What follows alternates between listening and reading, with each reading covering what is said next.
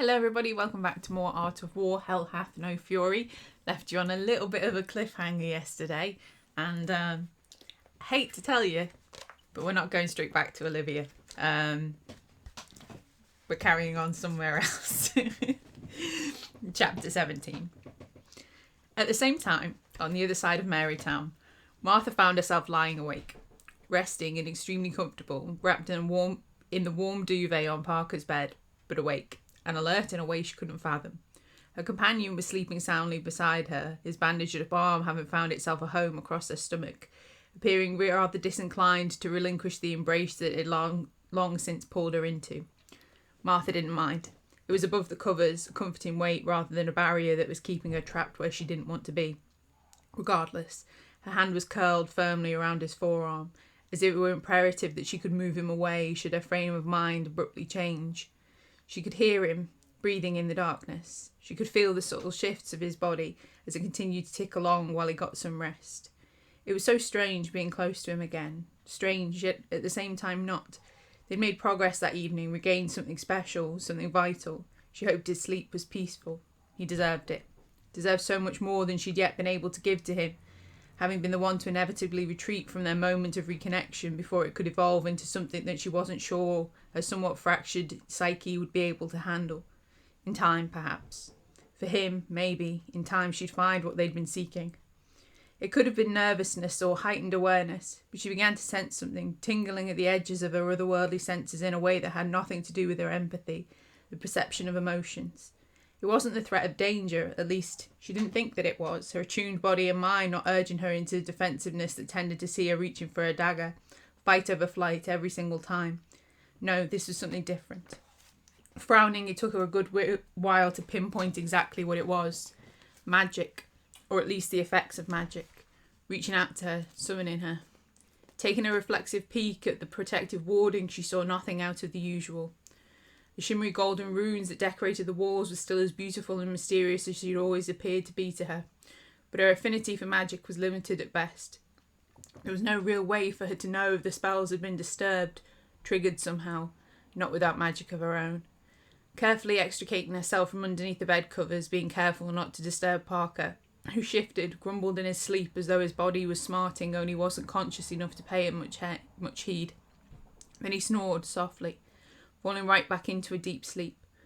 Resisting the urge to simply stand there and smile at him, the room softly illuminated by the magical warding because he looked so peaceful and content, Martha crept past the end of the bed to the still open doorway. She helped herself to a large hooded sweatshirt that was hanging off the back, tugging it over her head simply that she didn't have to creep around the apartment on the hunt for possible intruders, wearing nothing but her underwear, her sense of modesty remaining intact. The hallway outside the bedroom was narrow and long, but she kept her senses aware and open. The magic of the warding seemed to reach every corner, showing her that there was nothing out there to fear. No wrecking ball of a demon waiting to charge down the hallway, barrel her through bricks and mortar to the outside, where he'd be able to finish her off, leave the body where the whole of Marytown could see it. Look at Martha Valentine, the Nephilim champion all you sinners deserve.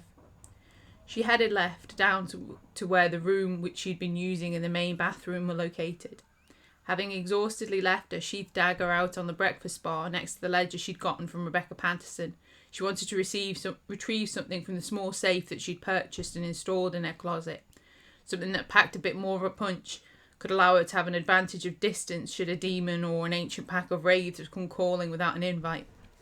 The bathroom was still rather bare and utilitarian, as she'd not yet taken the time to personalise it save for a few belongings. I meant the bedroom, sorry. The bedroom was still bare and utilitarian, as she had yet to taken the time to personalise it save for the few belongings that Amanda had brought over from their family home. Burying her thoughts that maybe Stefan had a point, this wasn't her home, as she didn't seem to have embraced it any more than he had his hut in the Nephilim camp. She went over to the closet, where she efficiently retrieved, checked and loaded what she wanted to arm herself with. A reassuring weight that she secured in a two-handed grip, even though she utilised it a hell of a lot less than she did her blade. Another personal quirk she seemed to share with the warrior who had trained her in its usage. Blades could be so much more reliable than firearms. Still, beggars could not always be choosy.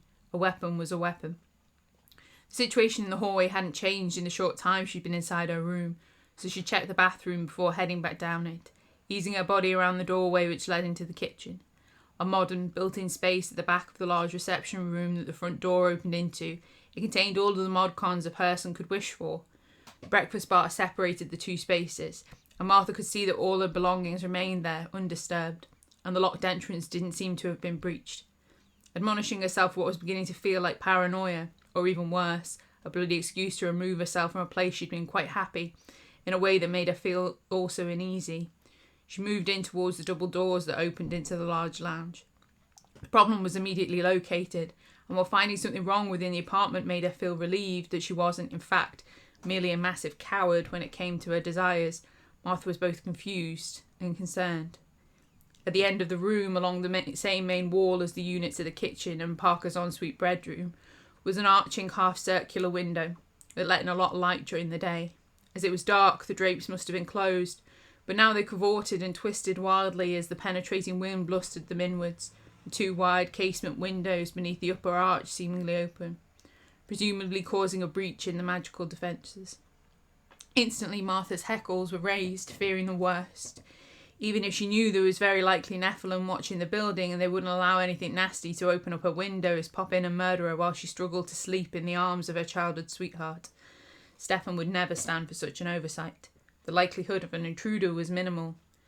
To be certain, she checked the remaining two rooms that were located on the opposite side of the lounge, a small, well-stocked utility room and a housemate's small study/gym equipment storage room. Both were empty, secure, free from loitering monsters or spirits. Martha frowned again, doubting herself, trying to work out what the most likely solution could be. Had the window been broken into? A security breach the Sons of Azazel had somehow missed? Or just carelessly left open by her normally security-conscious friend? She couldn't imagine either event, but something had gone awry to make Olivia's spells suddenly start misbehaving the way that they were. Returning to the lounge, Martha crossed over the window and one-handedly wrestled back the curtains, keeping her firearm pointed down at the ground. She didn't think she needed it and didn't want to risk an accident like maybe shooting Isaac or whoever might have been out there to watch over her, simply because she was jumping to unlikely conclusions. With the two windows sealed, she locked them tight, and almost as a small act of gratitude, the protective warding seemed to shimmer that little bit brighter for her, as if all was well in its little bubble of magic again. Smiling and shaking her head, Martha returned to the kitchen. Flicking on the man-made light source, she encouraged the spells to withdraw from her perception. The overhead bulb was stark and felt unnatural compared to the wondrous hue of the magical runes, but Martha wanted to be alone in her head. Probably for the best, given how paranoid she was. Placing the handgun down on the bar next to her sheathed dagger, the safety switch once again engaged, she permitted her attention to linger on the ledger that she'd also left there, a potential solution to a problem she needed to hurry up and deal with before she could work out for herself where she stood. It was nice to be able to daydream about reclaiming the life that she'd once had in Marytown, in the arms of the wonderful person that had been an enormous part of that life, but she hadn't gone back there to make such a thing happen.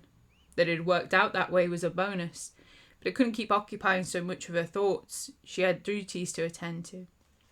In an act of self-awareness, she found herself once again rubbing the palm that she'd injured, clumsily falling down while trying to descend Blackthorn Hill. She felt so grateful to have had Stefan heal the wounds that she'd accumulated that day, but she was also worried, because she knew that she shouldn't have needed him to step in. If she'd been truly at home on the mount, her hand and ankle would have healed by the time that she'd been reunited with the favoured son, leaving only the bumps that she'd gotten by tangling with spirits. In reality, she was healing slower than she usually did. Being in Marytown was affecting her physically as it was emotionally, weakening her, and it was happening so fast. It was hard not to feel like that was fair, like it was not a punishment. Perching her bottom onto one of the bar stools, Martha felt exhausted. Not sure she had the energy to contemplate her next moves, let alone her presence of mind. The events of the day were pressing on her, a lot heavier than she realised, given how her mind refused to rest, seeing dangers in the shadows. "Martha," Parker's voice softly spoke from the doorway. "You okay?" She raised her eyes to find him, half awake, rubbing the back of his neck with his good hand, as if it had joined in with all of his notable aches and pains to bully him into accepting that he wasn't doing as well as he wished. Martha felt guilty that he'd woken up alone, that he had wondered where she'd gone and come looking for her. He sounded so tired as he asked, "What are you doing?" Driving myself crazy, she grumpily said before she could think to maybe temper the candour of her response. Did you leave the windows in the lounge open when you went for your shower earlier on? He frowned, hand running along the dark crop of his hair as if his brain needed the encouragement. No, he said eventually. Liv was in there for a while, before her dad came for her. She must have opened them. Might have been nice for her to remember to shut them again, Martha failed not to inwardly mutter. The woman had seemingly been in shock after what had happened outside of the clinic. She couldn't hold the absent-mindedness against her, even if it had affected the warding, which Martha wasn't even completely convinced about anymore. She wished that she knew more about barrier spells, magic in general. Drawn in by her melancholy, Parker began to shuffle his way into the kitchen, good arm going around his middle as if he wasn't quite sure his torso was functioning well enough to hold himself together. Martha found herself hating that she was so emotionally inept. He shouldn't have to keep being the one to comfort her, not when he was struggling to even stand on his own 2 feet. Shifting to move off the breakfast stool before he reached her, she said, "Here, sit down." "No," he protests. "I'd rather be upright, thanks. Stay where you are." Rather than ask if he was sure, she sighed, sank back down onto her stool, feeling like a burden. An enormous human-born burden of a Nephilim who couldn't even manage to do the human part all that well. A fact that only presented itself further as Parker stepped directly in front of her. The soft material of his sweatpants brushed against the bare skin of her knees, and she drew them together, forming a barrier to stop him from getting too close. She had a moment of not knowing what to do with herself as he reached out with his bandaged arm. Though he softly grunted with definite discomfort, he placed his hand on the nape of her neck, softly kissed her forehead. And the oppressive lips. It felt so nice, yet made her wonder whether it had been a good or bad thing to have let herself get so intimate with him again, scared about where they now stood, about his expectations. She wasn't used to so much physical contact. It was different at home on the mount or out in the field with Stefan and his brothers, a whole different culture with different customs. Nephilim were not as tactile as humans, probably because half of their genes had the markings of a whole other realm encoded into them. Being back in Marytown, Martha had forced herself to accept the fact that there were people who loved her and wanted to be able to hug her, to hold her hand, and as much as it confused her, perhaps even wanted to kiss her, like Parker had, in his bed, and they'd been snuggled up. She still could feel his kiss like a tingle of a memory on her lips. Though it seemed like it was coaxing her away from the other side of her nature, she wanted to keep experiencing it, to keep allowing him to bathe her in all of his affection. There'd been a lot of trauma, a lot of bad memories formed in the time since they'd last kissed each other. It felt like she'd lost so much of who she'd once been when she truly had been his Martha, the girl that he'd once loved. It was heart-wrenching for her to realise that she couldn't recall the last time that he'd kissed her before she was taken. That part of her had been gone for so very long, seemingly never to return. Only now she was trying to reclaim it, to embrace it like she had any sane right to try and walk down the same paths that she used to, carefree. She wanted to be that girl again, but she wasn't. Hadn't been for too many years, and to allow herself to foolishly believe she was surely fantasy. A rose-tinted lie in which she'd never been abducted, never been taken from Michael Parker, and never been tainted by the torture that she'd been subjected to, things that had scarred her deeply. At best, Martha wondered if she might ever be able to start afresh, build upon what remained between the two of them, maybe replace their fractured parts with some new memories, filled with moments like the one that she'd allowed herself to enjoy, moments that might fix her heart at the apparent cost of what had given her strength, provided her with a purpose. Parker's fingers brushed a couple of wayward waves off the back of her face, and she gazed up at him, not failing to see the concern etched in his eyes, furrowing his dark brow. He softly noted, "You look sad." "I feel sad," she confessed solemnly. "How come?" he asked. Allowing herself to reach up, she gently laid her hand in the middle of his chest, the warmth of flesh feeling solid and real beneath her palm, the beating of his heart thumping its way through her hand to be heard, listened and respected to. Kept him alive, that thing. It's hard not to adore it, even though it caused him so much pain. Martha's chest constricted as she fought the overwhelming urge to tell Parker that she was sorry for everything that she'd done and everything that she hadn't, everything she was and everything that she was never going to be able to be again. The emotions that clawed their way through her body were so foreign, and she couldn't quite accurately give them a name, but they carried the faint spectre of shame. She wished that she was a different woman, a better woman, one that hadn't been broken, torn, ruined as her life had only just begun. Parker deserved better. He deserved to have his Martha back and deserved to be able to rekindle the love that he'd lost with a girl that he'd always loved. Be able to show her that love whenever he chose to. Deciding to be honest, she told him, I was thinking about things that I've lost and about the things that I could lose again if I'm not careful. Yeah, he smiled mutedly. That shit will cripple you. I tried telling you the first day that you brought me here and made me lunch that I don't know how to do this anymore. She smiled. The memory was so clear in her mind. And you got right up into my personal space like you are now, and you wouldn't let me brush you aside. Bury how being around you made me feel. You persuaded me to let you back in. Yeah, he said, looking somewhat sheepish. Sorry about that. Don't be sorry, she shook her head. It's exactly what I needed, what we both needed on that day. You've always had this incredible way of being able to make me get out of my own head and let you take care of me, let you love me. She sighed, feeling awed, blessed, yet at the same time lost, as she admitted. I still don't know how to do this. Give me a moment.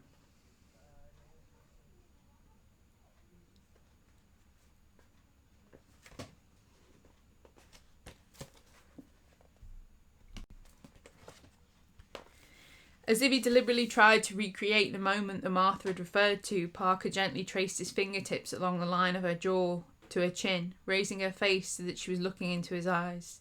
The same contact, copper on blue. He sounded so certain as he said, You're doing okay. She confessed, openly, honestly, I haven't slept. The revelation stunned him. He hadn't known, hadn't realised. He'd fallen asleep, happy, assuming that she would too. It was like being hit by the back end of a bus to witness the sadness and concern form in his lovely blue eyes.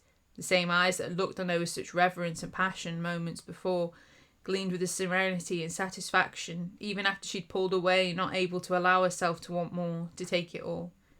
She knew Parker's thought process, not because she was listening in, but because it was painted all over his face. And she assured him, I wasn't scared. I felt happy and comfortable. I felt safe. But I haven't slept.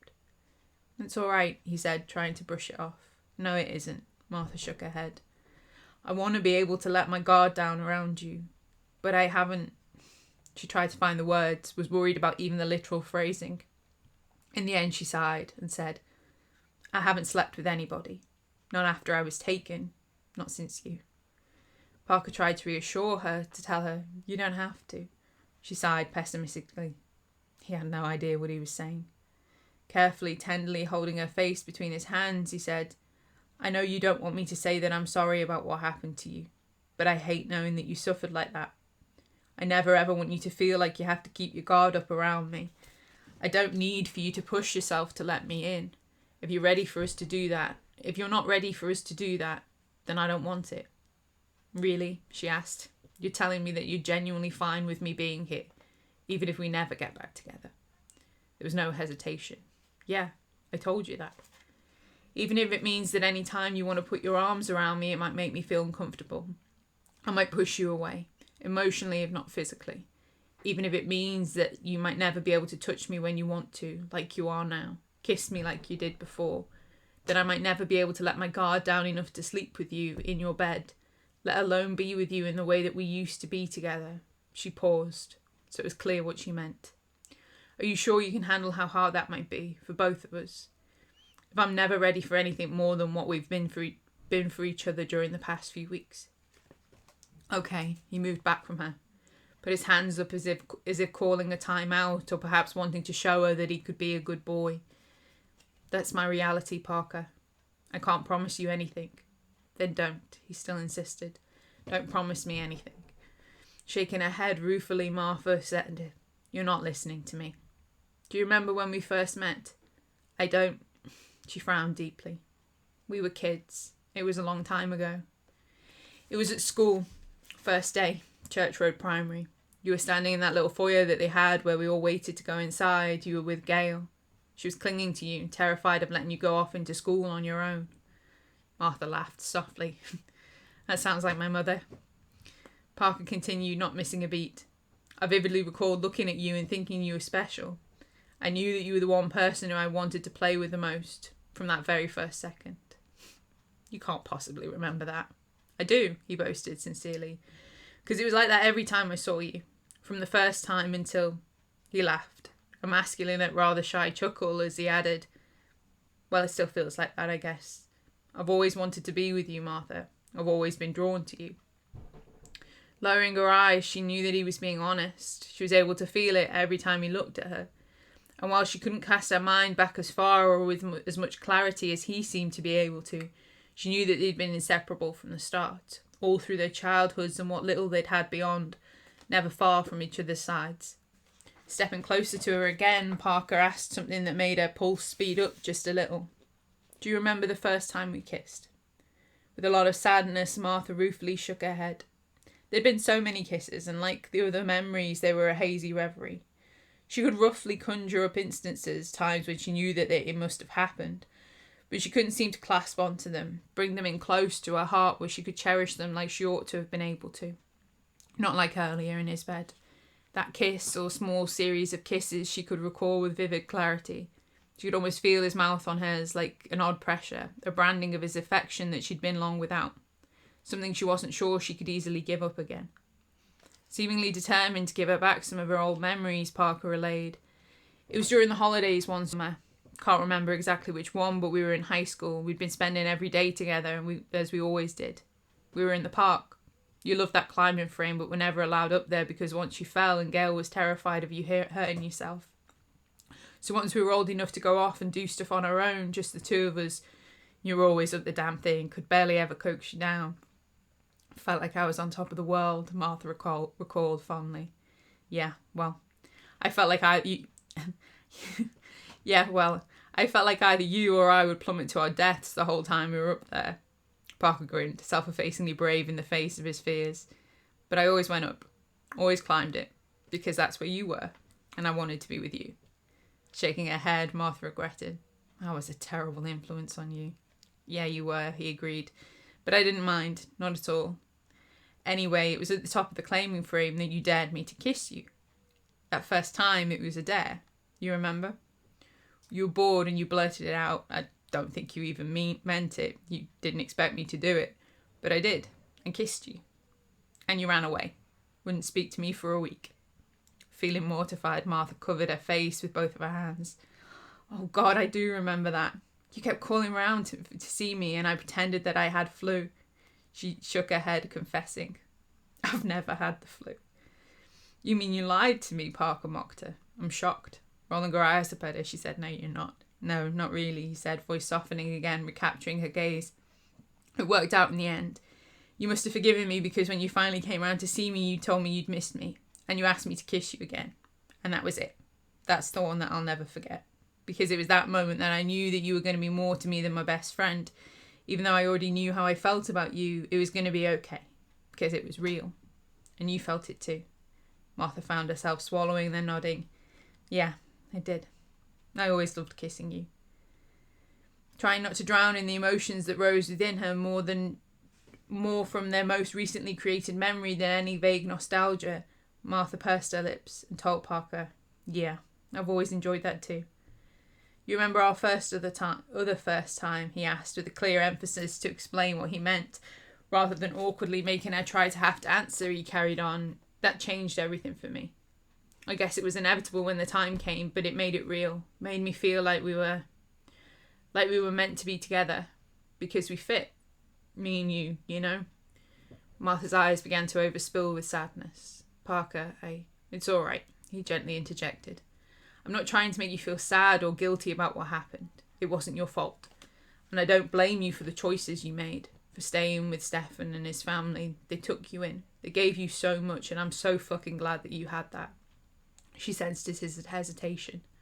However, you were gone, he said, his eyes emotional but resolute, never coming back, even after I knew you were alive. And I found Olivia, who he still had unresolved feelings for, judging by his most recent actions. Martha didn't feel the need to interrupt him or say this out loud. If he was ever going to willingly accept that perhaps she was not the only woman that he devoted himself to, it was a realisation that he was going to have to reach on his own. Similar to something the kind-hearted pagan once vehemently stated, Female Nephilim would not become the person that willfully got in his way. Not that Parker was ignorant of his own complicated personal life or how that might affect him. With a lot of self-awareness, he confessed, I was in a bad place when I met Olivia. A time when I was so withdrawn from the world I didn't think it was possible for anybody to ever affect me. But she did. She got through. Made it seem so easy, so natural. Stowing her feelings of discomfort, her and him saying that, Martha sat up and listened, honouring her oldest friend's honesty with the same trust and respect that he had thus far shown her, however personal it might be. For a while things were great between us, he said. Being around her was like feeling the sun again after the longest winter. She was just so... He paused, smiled somewhat ruefully. Well, you know her. Falling in love with her was intense. It was all or nothing. And I went with it. At least I tried. For a good while. The fucked up thing was, I could never give her everything. I didn't have that in me to give. She could never be what you were to me, and she knew it. He lowered his head, small, voice small, vulnerable. I never got over you. Completely overwhelmed, Martha didn't know what to say. The truth was not only in his eyes, his words, it was in the honesty of his pain, his sadness, his resolution. She would never be able to deny it, even if she wanted to try, which she didn't. Parker was opening up to her in every way possible, and she would never deny him his truth. Shame and guilt permeated his words like a potent emotional cocktail as he concluded. Eventually, she couldn't take it. She wanted what I'd promised her in the beginning, and I wasn't able to be that for her, so she divorced me. It wasn't my choice. Not at first. That was all her. But she was right to do it, because I lost a part of myself when I lost you. He reached down and took hold of Martha's hands, marvelling as he said, and now you're here. I don't understand how or why that was allowed to happen, or even if you feel the same way, but for me, nothing's changed. Not a damn thing. I feel the same way that I felt the first time I saw you, the first time that I kissed you. He waited, leaving a deliberate pause between carrying on. I'd love to be with you, in every way. I know that you're not in the same place as me. I get that. I don't intend to put any pressure on you, Martha. If you decide you want more, we can try and have more, but if not, then we're still friends, yeah? He paused long enough to encourage her to nod, tell him they were, always would be. No strings, not unless you want them. This is your call. Gazing into his eyes, Martha knew that there were many answers. Oh, hang on.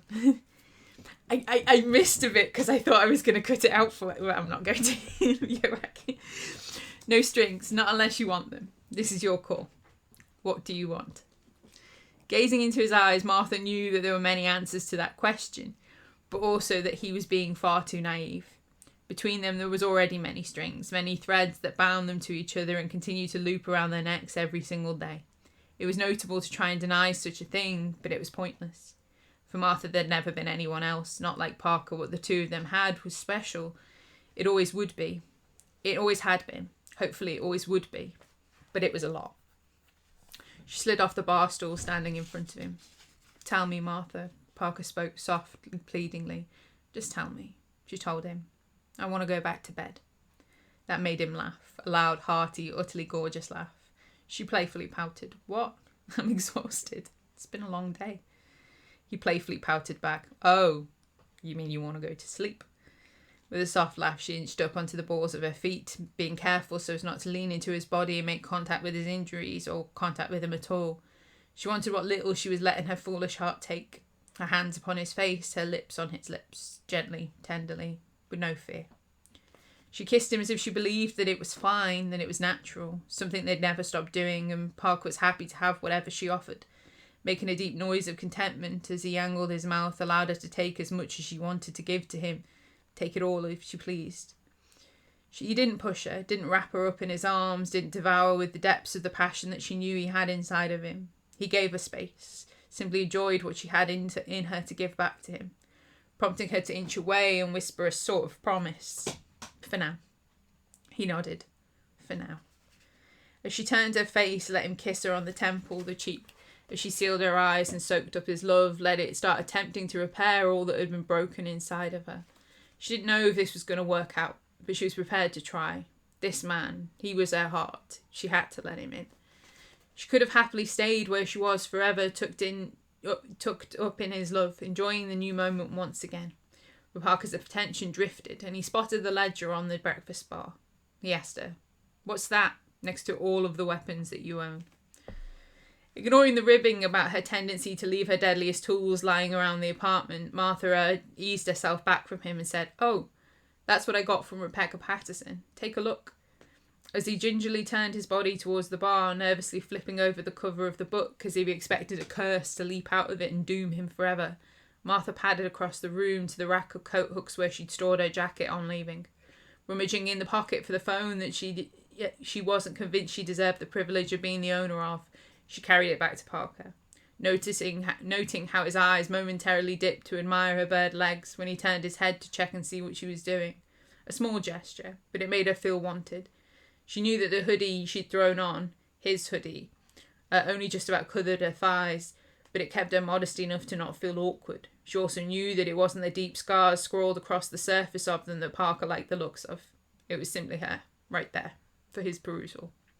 To stave off acknowledging it, though, she dealt with all the notifications that were cluttering up her beleaguered home screen, messages telling her that she had no fewer than 75 million missed calls from her baby sister, and 3 text messages. The first polite, sweetly requesting that she please return her calls because they needed to talk. The second demanding the same thing, in shorter prose and some capital letters. The third warned her that she was a terrible sister and that she'd better not have gone and gotten herself killed. Okay, that might have been Martha paraphrasing the content of the text message, but Amanda seemed genuinely worried, and she felt guilty that she'd neglected to find time for her sibling. Replying to one of the text messages, she apologised and graciously asked Amanda to call her in the morning when she was awake. Promised she would answer. She'd sit by the phone and wait for the call all morning long if she had to, and she hoped that everything was okay. The only other notifications on her were a phone telling her that it was doing the kinds of things that modern phones did when they were not being used as a method of verbal communication, updating, relaying her personal data to the grand mothership someone out yonder. Ugh, she disliked all that nonsense. As Parker continued to flick through the pages of the ledger, keeping his opinions about her inability to adapt to modern technology and the contents of the book to himself, she brought up her contact list. Finding the need to fill the comfortable silence in the room, she said to him, "What do you think? It's pretty impressive, isn't it?" He shrugged. "I'm not even sure what I'm looking at right now." Martha smiled. "It's a black book of naughty little girls and boys." "All of them," he looked aghast. "They're all, you know." Again adoring his ability to put something that she'd previously explained to him into deliberately non-technical terms, Martha continued to manipulate the keypad on her phone and candidly admitted, "I'm not sure about that, to be fair. But I'm almost certain that I know of a man who might." Looking confused, Parker asked her, "Who?" "Henry White." "Oh, that guy," he responded, voice level with disdain.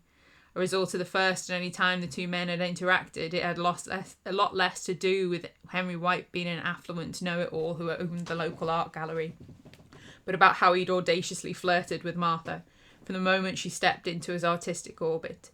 It was purely personal and purely ridiculous. Martha had absolutely no interest in dating anybody, least of all Henry Bloody White, but she had an idea that she'd need the help of someone with greater contacts than she or even Empire possessed. Infiltrating the snobbishly high society of Marytown's cultural elite was not going to be simple, even for her with her human family's reputation. She was not and had never truly been a part of William Ford's artistic world, not like Amanda had grown up to be. If she wanted to try and decipher the data that she'd been given by Rebecca Patterson, Martha knew that she was going to need help. And she didn't want to have to burden her sister with the responsibility, even though it seemed like it might be the worst time to bring an outsider into her proximity. She wasn't going to be able to navigate the murky waters alone. She needed somebody on the inside, even if Parker thought the man had been intolerably flirty. Sending the text message she composed, she lifted her eyes and declared, "That's for later, though. I think it's time for..." As if it deliberately wanted to be facetious, the screen on her phone lit up brightly as the entire handset began to vibrate like a jovial bumblebee in her hand. Martha glanced down to see that she was receiving a phone call at this time of night, when the whole world should have been fast asleep, or at least her baby sister should have been snoozing away. Holding her hand up to Parker, as a request for him to hold that thought and give her a moment, she slid the little answer call icon up and brought the device to her ear. hoping that everything was okay, intending to fill her mortal sibling in on what had happened with Rebecca Patterson, and giving her a fair warning that she was about to rope Amanda's boss into helping her in her bid to decipher the ledger and infiltrate the ranks of their cultural world. If that was okay with her, of course. As it turned out, she didn't need to bother with the first round of planned conversation. Amanda already knew about the incident at the undead sorceress's house, that Parker had been injured, and even that the trio had been accosted by a demon after they'd left the clinic of Dr. Tully, repeatedly telling her off for not answering her phone in a way that was eerily reminiscent of their mother, Gail. Once she'd extracted many apologies from Martha, Amanda then began to fretfully relay the events of her own day, which hadn't exactly gone as planned either. Martha's stomach cranked up with anxiety as she listened to her sweet baby sister and then Walsh's accounts of what had happened to them during what she was repeatedly assured had been a planned and casual visit to the house of his adept, a man named Sebastian. Resisting the urge to ask him how the hell they could have been so stupid, letting someone Amanda had never met before knock her unconscious and manipulate her psychic abilities, Martha listened, bit down hard on her tongue and didn't speak until spoken to. No matter how many times the young psychic told her that her sister was going to be fine, she was furious. Even when he tried to assert that the bigger, scarier picture was that Amanda had developed some form of clairvoyance and that she'd seen something bad, something extremely dangerous, in a vision of nightmares that she'd been secretly having, recreated while a strange man drugged and knocked her unconscious, inside of his big posh house somewhere off in the demon-infested Blackthorn Hills. Martha was livid. But Amanda was utterly convinced that the nightmare she'd experienced had been a premonition, and that Martha was in danger. Something that might have been accurate, but the female Nephilim knew her little sister had been dealing with a lot. Her grief over what had happened to William Ford, her biologically and admittedly loving father, had yet to abate, and she'd been worried. Frightened about losing Martha, frightened about losing everything and everybody she'd ever loved. Not unexpected when somebody had been through what she'd been through. But none of it justified Amanda being reckless with her metaphysical gifts, and her bloody boyfriend encouraging her to try and push them further. Amanda was a good psychic, but she wasn't powerful, not like Walsh, not like whoever this random man that trained him was. She shouldn't have been messing around with her powers just because she was mourning. It wouldn't help her grief. Hadn't helped given the girl's current emotional state. Her sister spoke in her ear, sounding utterly crestfallen as she said, "You don't believe me, do you? You don't believe that I sense the danger that we are all in." "Danger's an inevitable part of my life, Amanda," she said. "Not like this it isn't," her sister argued, sounding indignant. Martha began rubbing the bridge of her nose, trying to alleviate the start of the tension headache that was forming there. The harsh reality was, as a Nephilim warrior who was operating behind the enemy lines, in a place that was full of people who would serve her head up to the revered demon before drinks at lunch and maybe a visit to the theatre, she was always going to be in danger. That was inevitable, and Amanda was aware of this. "I believe that you're frightened by what you saw," she said, as tactfully as she could. "And maybe there's some cause for that. But I also know that you should have told me what you were planning to do before you went ahead and did it. Messing with abilities you can't control is dangerous, Amanda, more dangerous than anything that I do. Because it's so unpredictable and you're not," she sighed. "You need to be careful. That's all I'm saying. I can't risk you harming yourself like that. I can't have that happen with you. Do you understand me, Amanda?" There was a long, deathly pause of silence, and then apparently her sister was gone, having given up and handed the phone back over to her boyfriend, who peevishly informed Martha that Amanda had decided that she'd heard enough for one night and was going to bed. Great. Nice job at being a supportive sister, Valentine. Bravo. Before they hung up, Walsh tried to reassure her that his girlfriend was physically and mentally fine and that she'd be emotionally fine too once she got some rest. But he also added that maybe Martha shouldn't come over to visit the following day because Amanda was going to need some space as well as plenty of sleep, which he would definitely ensure that she got. Conceding defeat, Martha accepted her punishment for being a bolshy, overprotective big sister, and she let the young psychic go. But not before issuing him another stern warning that went something along the lines of, if anything else ever happens to Amanda on his watch or under his influence, that she would hunt him down and force-feed his entire body, piece by piece, to his oh-so-precious adept, who she would then eviscerate, and maybe throw onto a fire. The gulp that she heard from the other end of the phone seemed to imply that he believed every word of her threat. Good, because she'd meant it. Dumping her phone down onto the breakfast bar, Martha battled the urge to scream. Parker, who'd been involuntarily eavesdropping on the call, cautiously told her, "She's just a kid. Try not to be so hard on her." not for trying to find ways to cope with what she's feeling. Biting her lower lip, Martha protested. It was reckless. Safer than drugs or booze, she shook her head. Not much. Parker shrugged, before turning his body and reaching out for her with his good arm, as if he was thinking about taking his hand. That he stopped himself before his fingertips made contact made Martha feel both proud in his restraint and sad that such hesitation was necessary. That he then ruefully observed, "And now you look sad again," was also wildly unfair. "I'm not," she told him, honestly. "I'm frustrated. It was the last thing I needed to hear today. She's not a kid, Parker, not anymore. I have to be able to trust that she can take care of herself. I need to know that she's safe." Pensively, as if he didn't want to contradict her, he said, "This isn't going to be what you need to hear, but maybe none of that's actually about you." Martha narrowed her eyes. "Are you saying that I'm being selfish?" "No," he quickly assured her. "No. Anyone with half a brain can see how much you love Amanda, how much her safety means to her. But maybe she's just trying to take care of herself, to cope with what she's going through. And maybe Walsh is just trying to make his girlfriend's world a little easier for her to carry on existing in. Maybe it's just that simple." "Great job he's done of that," Martha huffed. "She's a bloody mess, which they will find a way to repair," Parker said. "They will, not you." Making sure that she could see his face, gaze into his eyes, and know that he wasn't trying to be mean, he added, "This isn't your fight. I get she's your sister. You can't take a dagger to her grief and make it go away." Martha's mind raced, trying to come up with the counters to his argument because she didn't want to hear it. Not about Amanda, not about her sister, not about something that could put her in danger. Not that night after everything that had happened, and maybe not ever. But she shut all that down and focused instead in the intent behind Parker's words, his honesty, his empathy, and she went with her emotions rather than her defensive head. With a hefty sigh, she came to the conclusion, "I'm a terrible sister." "No, not even close," Parker shook his head. "Now, weren't you saying something about it being bedtime? I'm suddenly..." He unleashed a yawn that seemed like it might be mostly fake. Really quite sleepy again." Responding to his knowing grin, Martha nodded, took his hand, and once again got out of her own way, following Parker as he led her back to where they might eventually recapture some of the closeness they'd once felt. She left her phone on the breakfast bar with her dagger and gun. An irresponsible act, but she trusted in her home with all of its magical protection to keep her weapons, herself, and her roommate safe. The demons that she'd been battling were as real as the monster that she'd encountered in Blackthorn, but they were personal, and while they might never truly be vanquished, she felt like she might have talked, kissed, and cuddled them into submission. For one night at least. For now, she'd allow herself to relax, in the arms of the only love she'd ever known.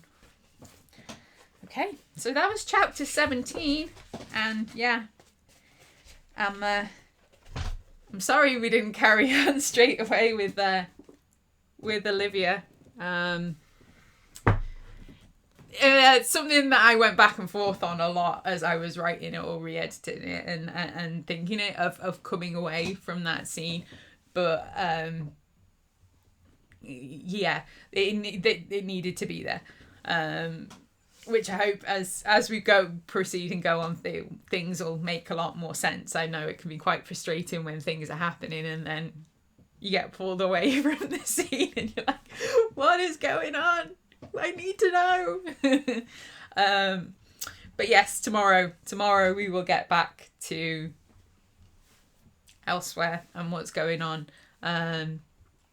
Yeah, I don't really... I've kind of, with this book, there's so much to it and there's a lot of emotional things in it that I don't want to talk about them too much. I kind of want to let the words speak for themselves. So it's, there's parts in this book that I'm just going to warn you in advance, because there's been, in the previous episode and in this episode as well, there's going to be parts in this book that are going to be quite difficult for me to read because of how emotional that they are, and things that happen. So yes, no spoilers though. You'll have to come back tomorrow for more Art of War, Hell Hath No Fury, and hopefully we'll find out what's going on the other side of Marytown. So thank you as always for watching. Take care of yourselves and I'll see you tomorrow.